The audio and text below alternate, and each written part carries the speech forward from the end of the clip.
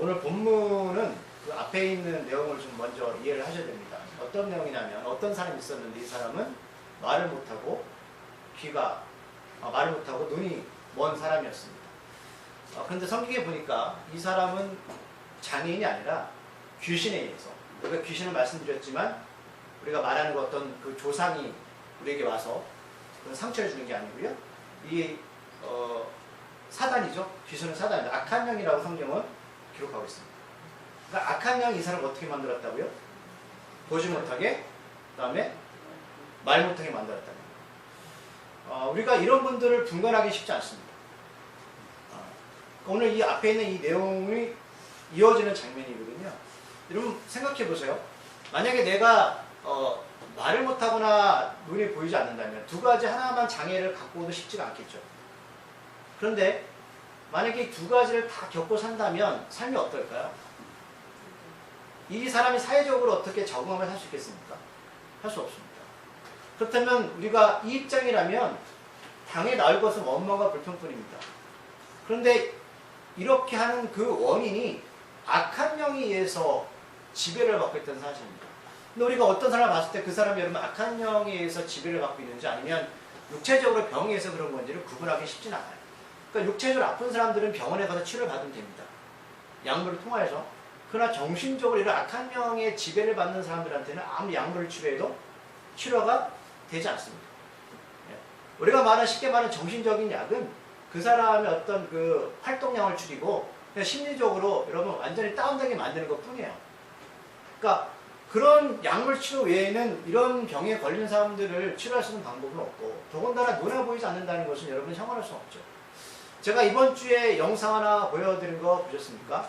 김용근 목사님 영상인데 제 동기 목사였습니다. 신대원 때. 저보다 2살 어린데 별로 친하지는 않았어요.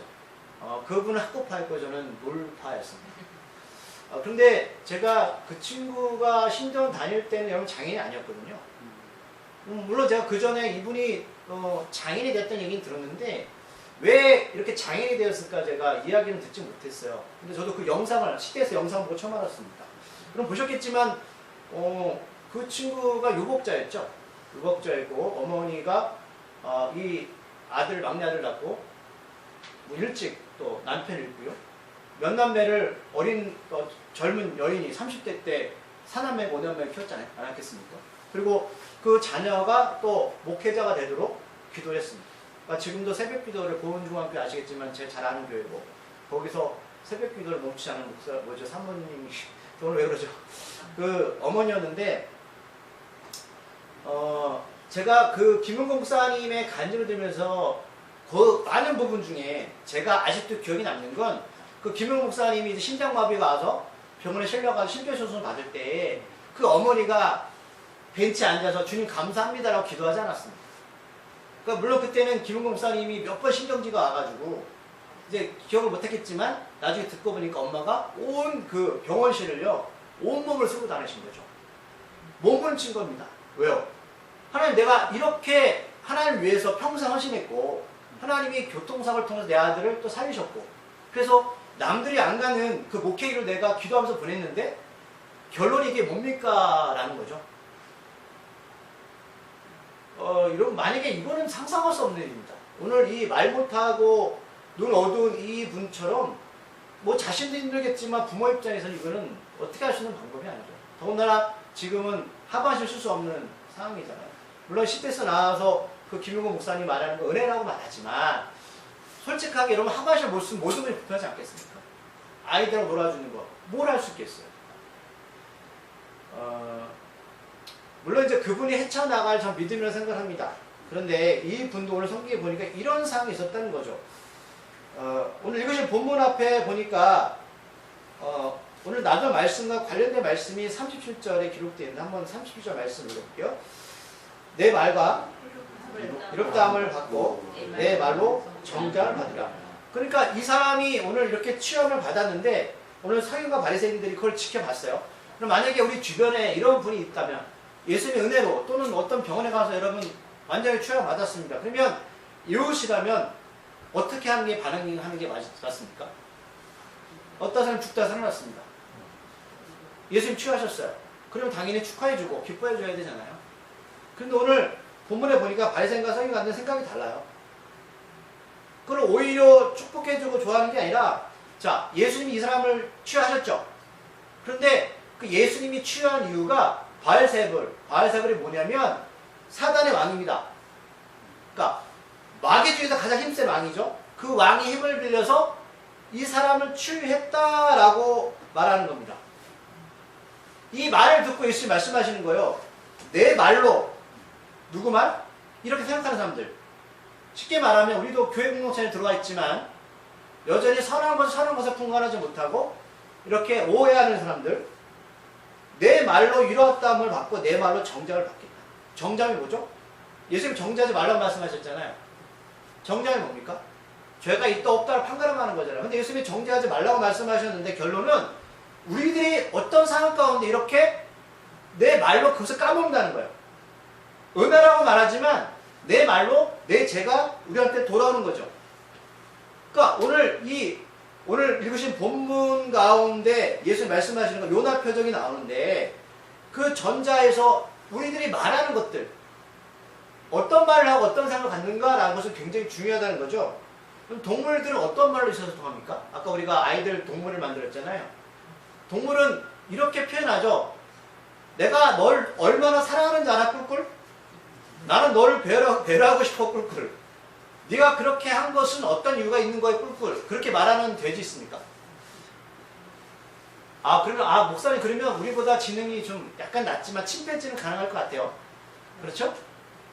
너 나에게 무엇을 주지 않아도 나는 너를 있는 그대로 사랑할 거야. 이런 침팬지 보셨나요? 그 하나님이 사람과 동물을 만들 때 동물한테 그런 것을 주지 않았습니다. 동물은 영적이지 못합니다. 동물은 뭘 원하죠? 본능적인 거죠. 너 나 때렸어? 하면 안 줄 거야? 배고파? 뭐 줘? 나 감정이 안 좋아? 똑같이 행동할 거야, 말할 거야. 여러분 동물들은 그렇게 말하잖아요. 근데 영적인 것은 뭐냐면 어떤 말과 생각을 할 때에 그것을 하나님 주신 마음과 생각으로 말하는 거죠. 오늘 이 말 못하고 눈 어두운 사람이 예수님을 통해 치유받았을 때에 우리가 어떻게 그것을 바라볼 것인가 라는 거죠. 자, 오늘 말에 대해서 좀 우리가 좀 나눌 건데 요나 표적과는 관계가 있어요? 한번 성경 말씀 찾아볼게요. 민수기 14장 26절 28절 말씀 찾아보겠습니다.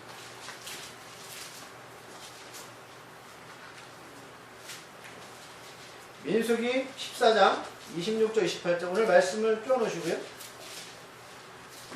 218쪽에 있는 말씀입니다. 민수기 14장 26절 28절까지 말씀 한 절씩 읽고 마지막 말씀을 좀 같이 읽겠습니다. 자, 여호와께서 모세와 아론에게 말씀하여 이르시되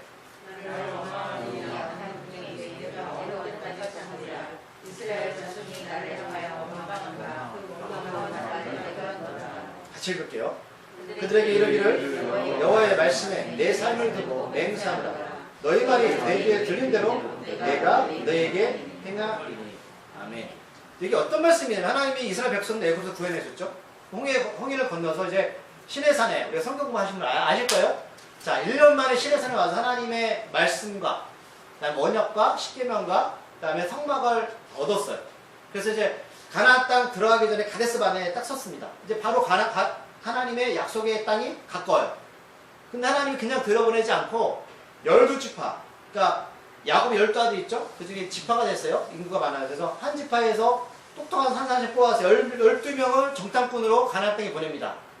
그래가지고 야 보고 와. 그것이 어떤 곳이 하나님의 약속의 땅이 어떤 곳인지 보고 와. 그래서 명령을 내리셨는데 아실 거예요? 12명이 갔다가 여호수아 갈렙 빼고는 10명이 뭐라고 말하죠? 우리는 안 됩니다. 갔더니 환경과 여건이 안 돼요. 하나님 약속을 잊어먹었죠. 그러면서 거기는 도저히 우리가 갈 수 없는 땅입니다. 라고 이렇게 말해요. 자, 그 얘기를 듣고 오늘 모세가 이렇게 말하는 거예요. 너희들 그렇게 말했어? 그러면 이제 나는 너희들이 나한테 한 말 그대로 행할 거야. 이해하시죠? 하나님이 전에 이렇게 말씀하신 적이 없습니다. 그냥 다 봐줬어요. 근데 하나님의 나라를 앞두고 나서 그들한테 정말 세게 말씀하는 거예요. 너희들 나한테 하는 대로 말한 대로 그대로 해줄 거야. 그런데 자, 민수기 14장 1절 3절 말씀 앞에 볼게요.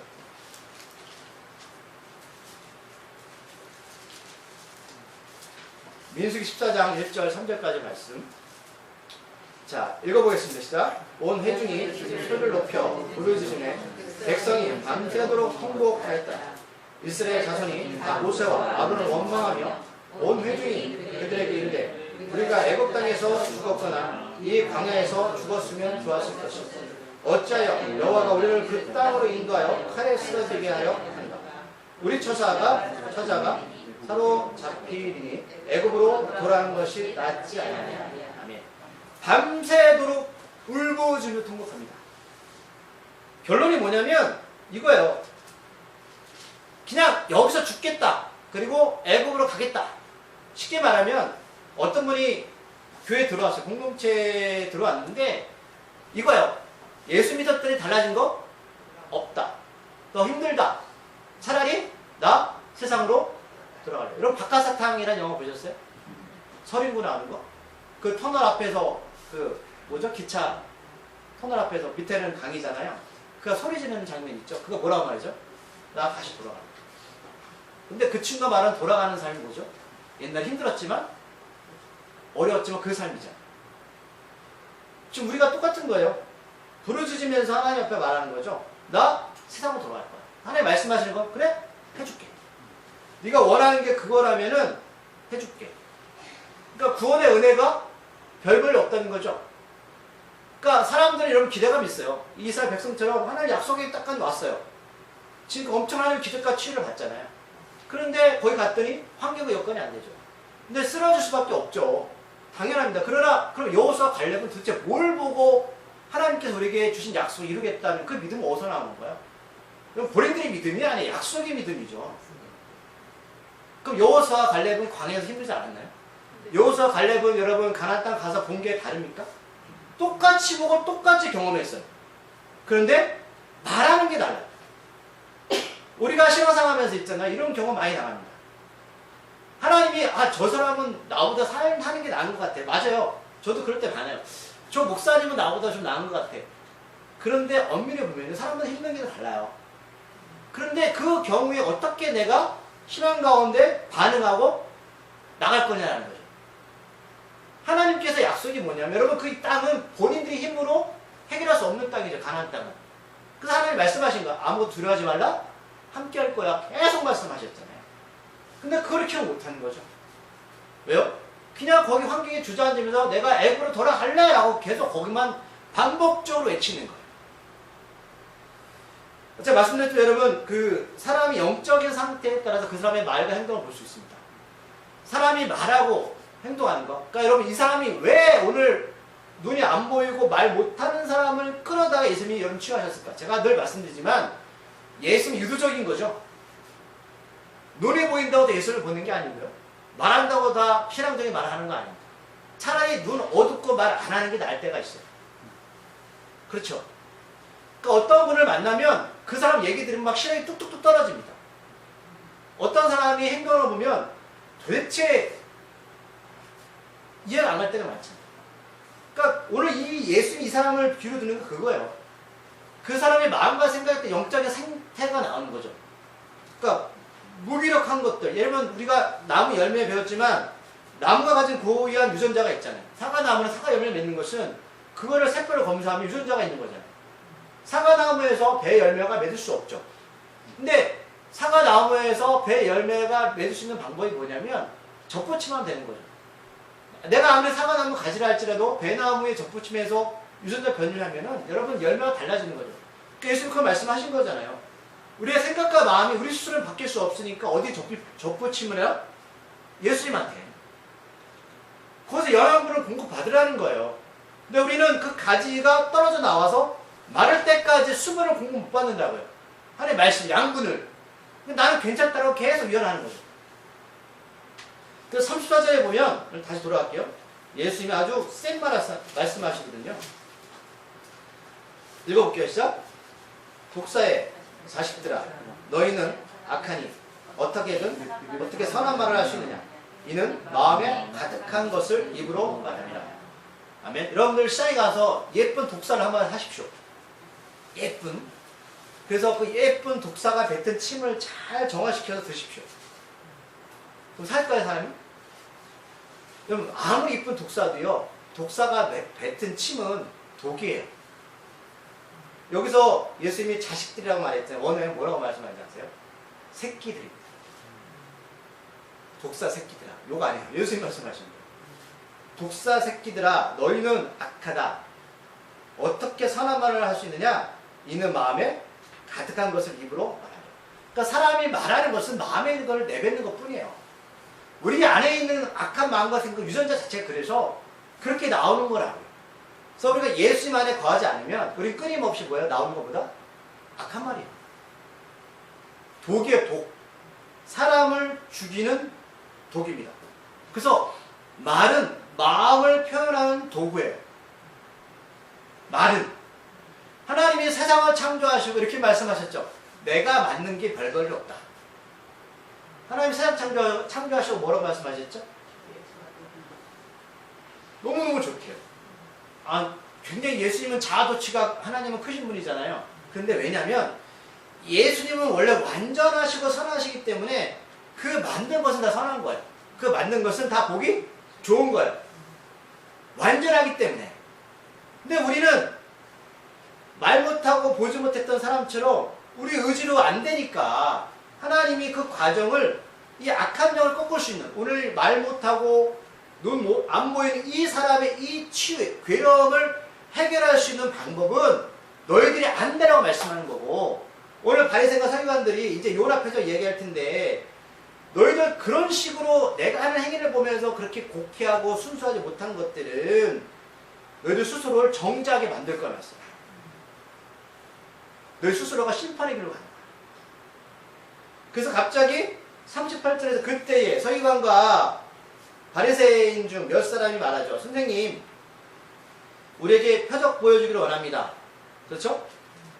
근데 이게 앞에서 말씀드렸지만 그 치유받은 그 사람을 보면서 반가워서 기뻐서 말하는 게 아니에요. 예수님을 테스트하는 거예요. 이 사람들은 말씀을 잘하는 사람들이죠. 테스트하는 거예요. 근데 갑자기 왜 예수님이 요나의 표적에 대해서 말씀하셨다라는 거죠, 우리가. 단순하게 잘 알지만 요나의 표적, 여러분, 예수님이 십자가 죽음과 부활을 말씀하는 거예요. 이걸 말씀하는 건데 왜 요나의 표적일까라는 거죠. 순수하지 못한 동기입니다. 교회 공동체에 들어와서 순수하지 못해서 내 생각과 마음을 하나님께 맡기지 못하고 여전히 이들처럼 악한 말을 쏟아내고 악한 행동을 쏟아내면서 하나님의 약속과 다른 10지파의 대표들처럼 나는 애굽으로 돌아갈래를 끊임없이 외치는 사람들. 자, 오늘 이렇게 몰아붙이는 이 사람들이 귀신의 왕이라고 예수를 몰아붙일 때에 그 악한 마음을 어떻게 해결할 수 있을까라고 해서 요나의 표적을 말씀하는 거예요. 그래서 주님이 뭐라고 말씀하셨어요? 내가 너희들에게 보여줄 것은 요나의 표적밖에 없다 라는 겁니다. 음란한 세대라고 말씀하셨어요. 음란한 세대. 음란, 여러분, 불륜만 아니라 내가 하나님을 섬기면서 다른 우상을 내 삶가운데 모시는 것을 말해요. 이 음란한 세대들아, 내가 너희들에게 보여줄 것은 뭐다? 요나의 표적밖에 없다. 근데 아직 예수님 십자가에 죽기 전이잖아요. 그러니까 이 말을 할 때 이들이 알아먹었는지 모르겠어요. 근데 요나 이야기를 제가 말씀드리면 이거예요. 자, 그때 이스라엘 백성들, 이스라엘을 다스렸던, 힘들게 했던 민족이 아수르라는 나라였어요. 아수르. 아수르는 강대국입니다. 근데 그 아수르의 수도가 니느웨예요. 그러면 이스라엘 입장에서 여러분, 아수르는 사랑할 존재입니까? 원수입니까? 원수죠. 원수죠. 하나님이 갑자기 그런데 요나를 불러다가 말씀하는 거예요. 너 니느웨 수도로 가서 그들에게 복음을 전하라라고 말씀하셨어요. 그럼 여러분들 만약에 요나 입장에서 어떤 생각이 드세요?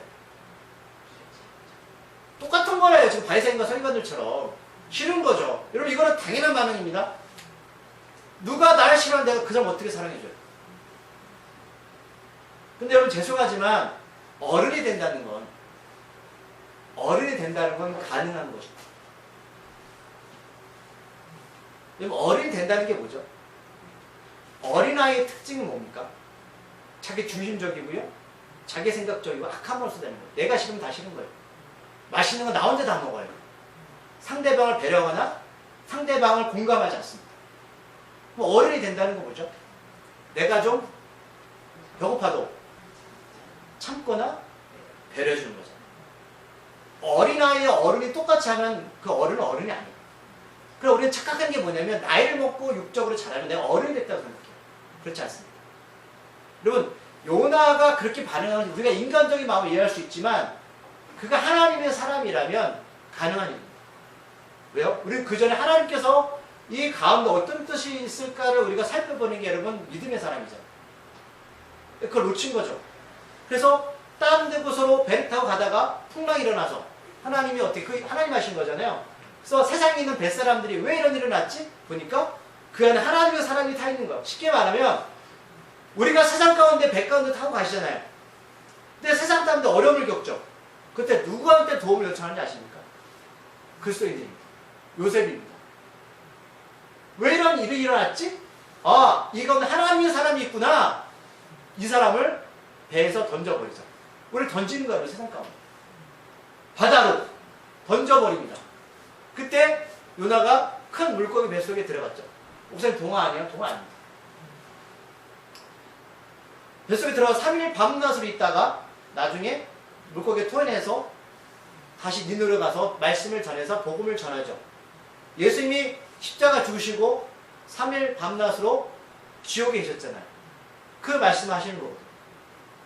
그래서 내가 너희들에 보여줄 것보다 요나의 표적밖에 없다.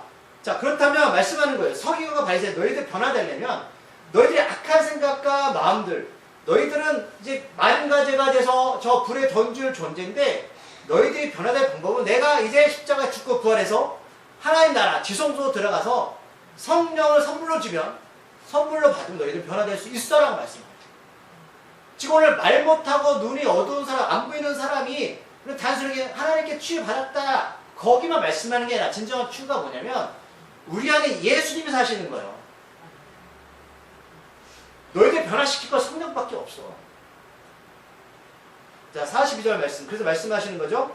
심판 때에 남방 여왕이 일어나 이 세대 사람을 정죄하리니 42절입니다. 이는 그가 솔로몬의 지혜로운 말을 들으려고 땅끝에서 말씀이었거니와 솔로몬보다 더 큰 이가 여기니라.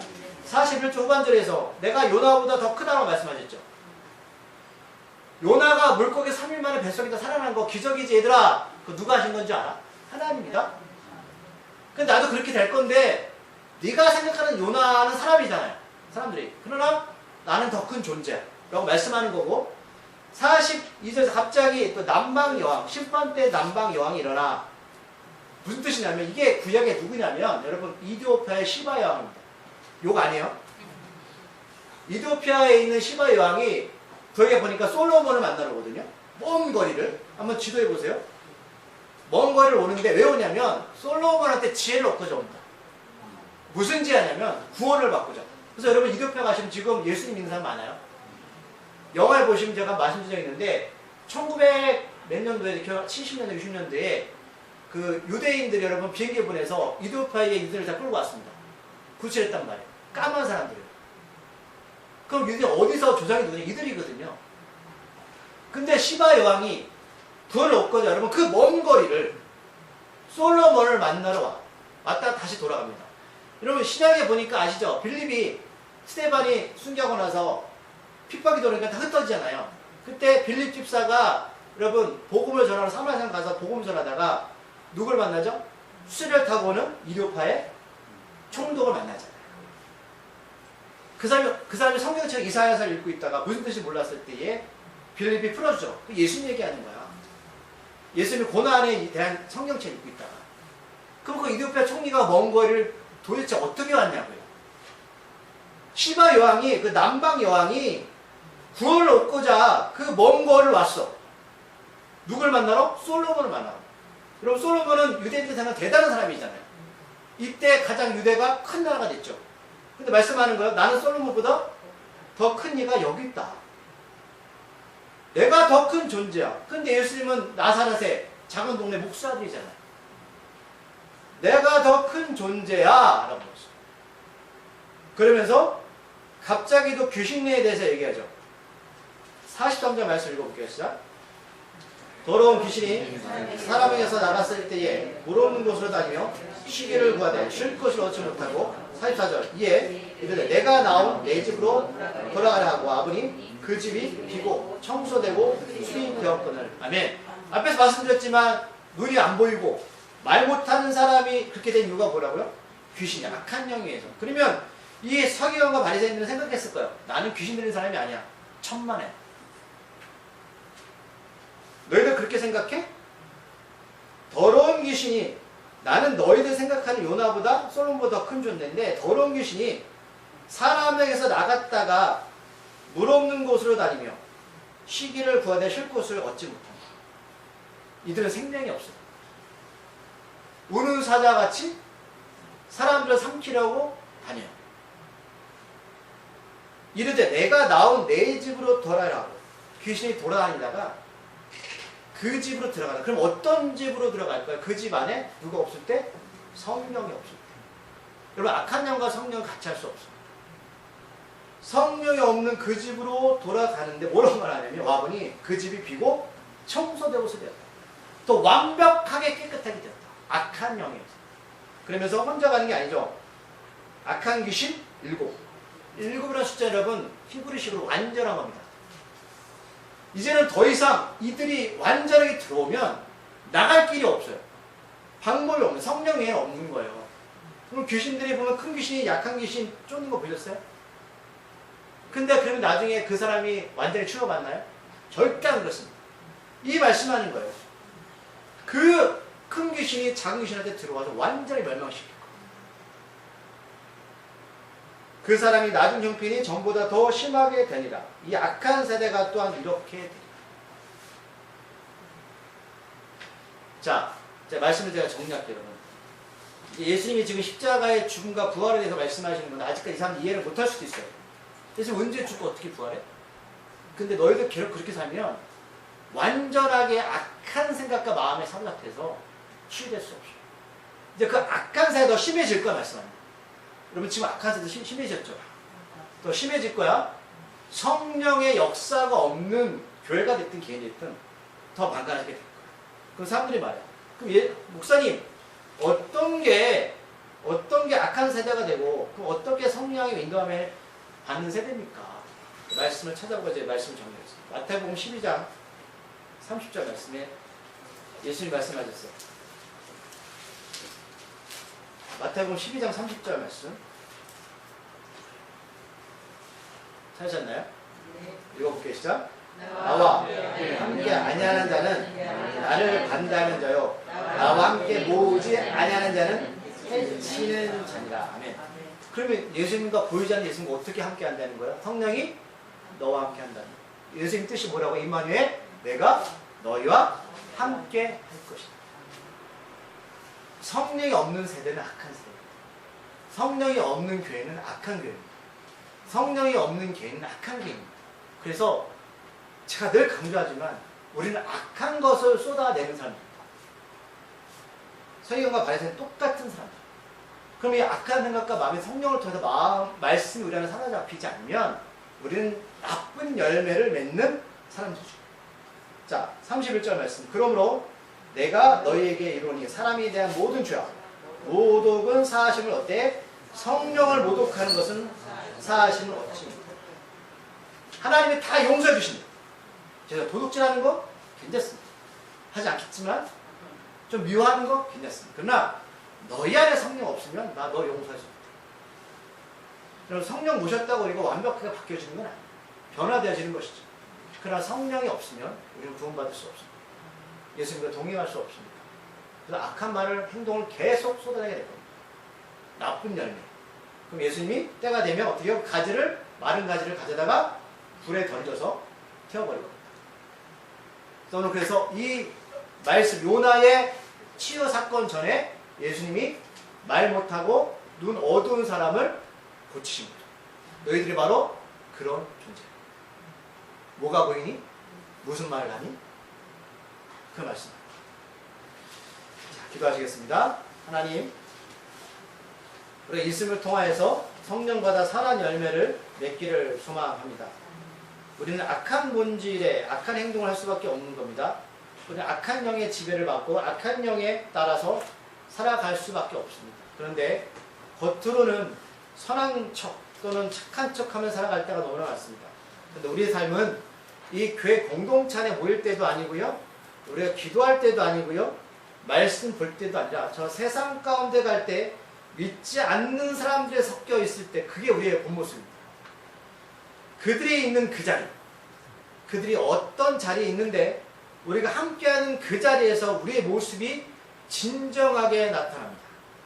그게 우리의 참모습입니다. 우리의 모습을 정확하게 보게 하시고 정확하게 진단하여 예수님과 동행하며 살아가는 성령의 사람이 되게 하여 주시옵소서. 예수님의 이름으로 감사하기도